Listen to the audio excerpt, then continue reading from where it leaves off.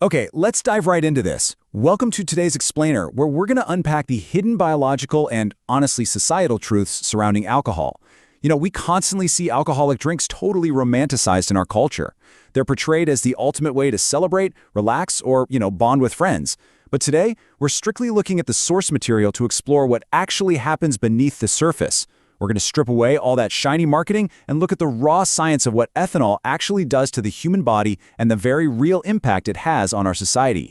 So right off the bat, I want to ask you a fundamental question. Is there actually a safe limit for alcohol?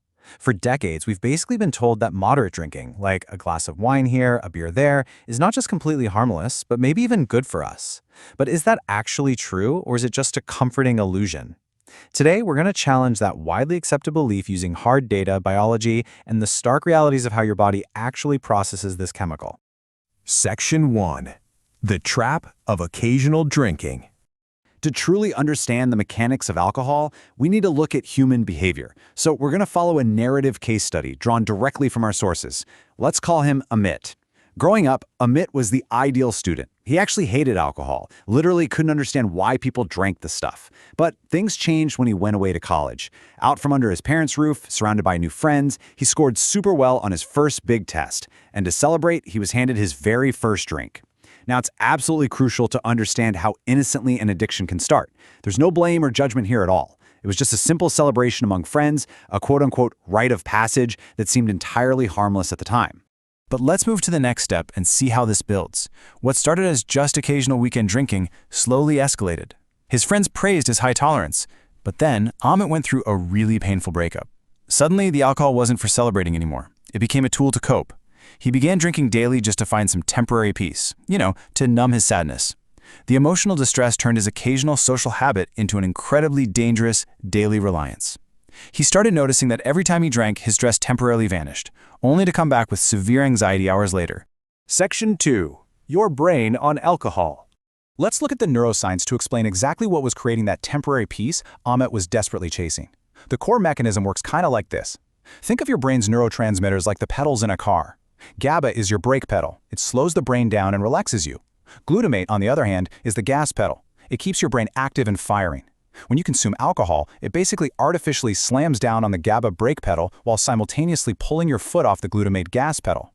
This drastically slows down your brain's processing speed, which is exactly why you feel sedated, relaxed, and eventually super sleepy. But wait, it doesn't stop there. Alcohol also triggers the release of dopamine and endorphins. Now, our brain is constantly seeking pleasure, right? But alcohol provides a really dangerous, cheap dopamine thrill. It literally hijacks your brain's reward system, tricking it into thinking alcohol is this excellent solution for stress. This wires the brain to crave this artificial shortcut, rather than seeking out natural, healthy dopamine, like the kind we get from physical activity, being creative, or spending quality time with our families. And here's the kicker. While that temporary high fades pretty quickly, the chemical itself absolutely does not. Look at this timeline. Traces of alcohol remain in your blood for up to 12 hours. It stays in your breath and urine for 12 to 24 hours, and honestly, astonishingly, traces can be found in your hair for up to 90 days. No way, right? I really want to highlight how long the physical presence of alcohol brutally lingers in the human body long after the drink is finished. It forces your organs to work absolute overtime. Section 3. The Physical Toll of Alcohol. So while the brain is hijacked, the rest of your body is desperately trying to eliminate a literal toxin. The primary burden here falls on the liver. The biology of a hangover is fascinating, but also kind of terrifying. First, an enzyme called ADH breaks the alcohol down into acetaldehyde. Now, acetaldehyde is actually a highly toxic poison. This right here is what causes the headache, the nausea, the whole shebang of a hangover. Then, a second enzyme, LDH, slowly converts that poison into harmless acetate, which your body can finally expel. The critical issue is that your liver can only process this toxic poison at a very slow, completely fixed speed. If you drink faster than your liver can work, that poison literally floods your bloodstream. Now, what's really interesting and scary about this is how it maps the stark, irreversible journey of organ failure if the drinking doesn't stop. Stage 1 is fatty liver, where fat cells just accumulate. Stage 2 is hepatitis, which is this painful swelling. Stage 3 is fibrosis, where actual scar tissue starts forming on the organ. And finally, stage 4 is cirrhosis. At this stage, the liver is entirely hardened and failing, and guys, the damage is completely irreversible. And the physical toll extends far, far beyond just the liver. Long-term alcohol use literally shrinks your brain, specifically the frontal lobe, which completely destroys a person's ability to control their emotions and make rational decisions. It weakens heart muscles, causing irregular heartbeats. It causes the pancreas to prematurely release enzymes, meaning, and this is wild, it basically begins to digest itself. And even just occasional drinking leaves you with a permanently weakened immune system, making you way more susceptible to infections. Section 4. Debunking popular alcohol myths.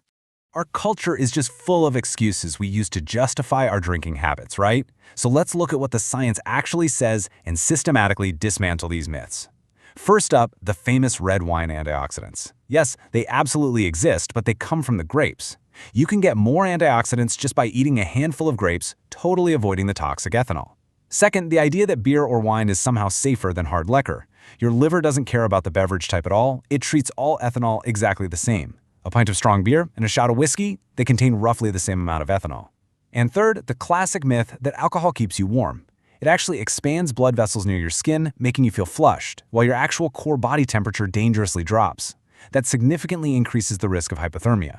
So the crucial point here is this: no level of alcohol consumption is safe for our health. And that isn't just an opinion. That is a definitive, hard fact from the World Health Organization, based on massive amounts of data. Even a single drink carries biological risks, completely debunking that safe limit myth once and for all. Section 5. The social cost of addiction. Let's return to Amit's story for a second. As his brain shrank and his emotional control basically vanished, he became incredibly short-tempered. Tragically, this culminated in him hitting his wife and destroying property in their home. Amit's personal failure transitions us into the broader, absolutely devastating societal impacts of alcohol. Take a look at this massive number, 2.9 lakh. That's 290,000 male deaths in India in just a single year, directly linked to alcohol consumption. The scale of mortality is almost difficult to comprehend.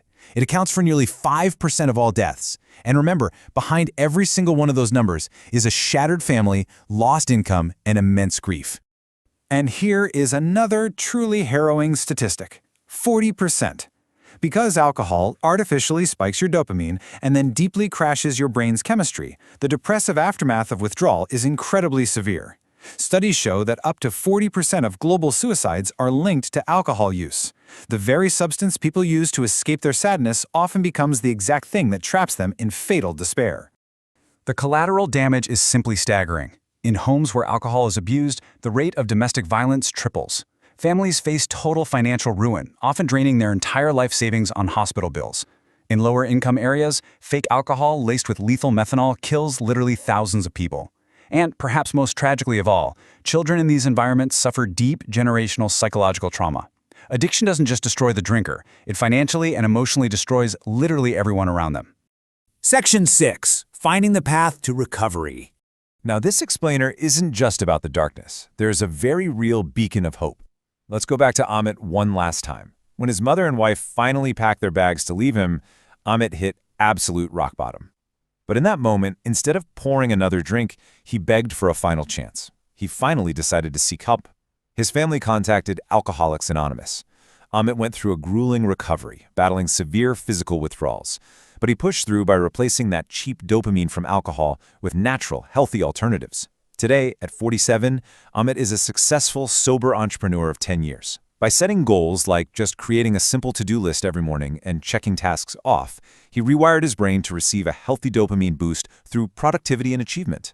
It proves that recovery is entirely possible. If you or someone you love is currently trapped in this cycle, here are concrete, actionable steps to freedom. First, you got to admit the problem exists. Second, reject the social shame. Addiction is a chemical reality. It's not a moral failing.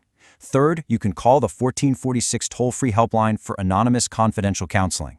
And fourth, seek out community support groups like AA. Connecting with others and eventually helping new members creates what psychologists call a helper's high. This releases natural dopamine and oxytocin. It is a beautiful, socially healthy way to cure loneliness, build a real community, and rebuild your life. You absolutely do not have to fight this battle alone.